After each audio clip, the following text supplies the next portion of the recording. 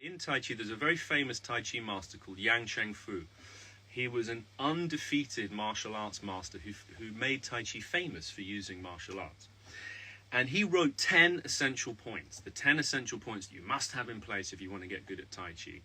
The first one of these points, it's always a bit difficult to translate Chinese, but it's something like, and it is a bit confusing, there should be a lively, sensitive energy at the crown of the head. And you're like, okay, well, what the hell does that mean, right? It's the first point, it must be important, but how do you even feel the crown of your head, let alone some kind of lively energy? Well, you can't.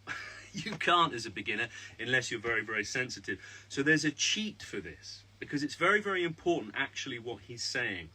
And there's an image I want you to have in your mind, okay?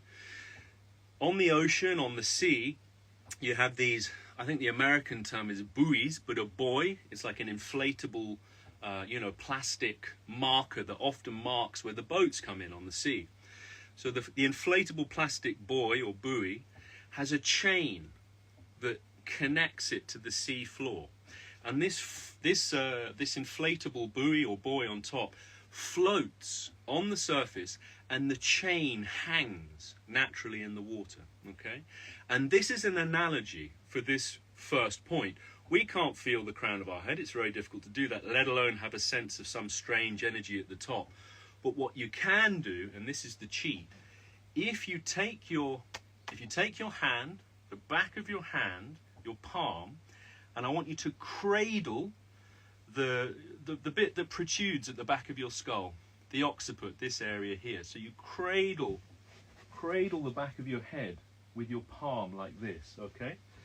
So I want you to cradle the back of your head with your palm, and then I want you to lock your knees, which is again something you never normally do in Tai Chi. So cradle the back of your head, close your eyes with this so you can actually feel what's going on.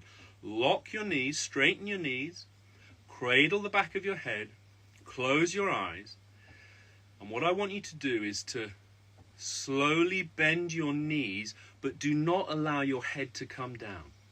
Use your hand to hold the back of your head as you bend your knees and release your stomach muscles. What will happen is, as you bend your knees and release your stomach muscles, if you hold your head in place, hopefully, you should feel your spine decompress. You should feel the spine decompress and open down, if you get this.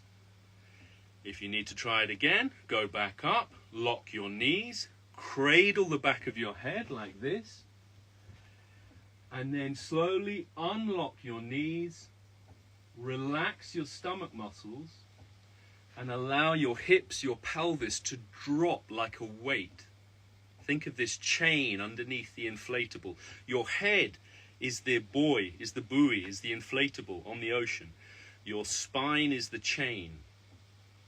So hold your head, allow your head to float on the surface of the sea, and have a sense of your spine releasing down.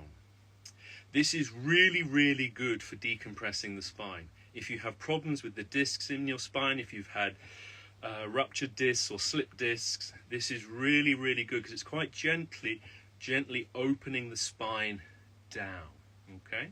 So we'll just do this once more. It's a really important point.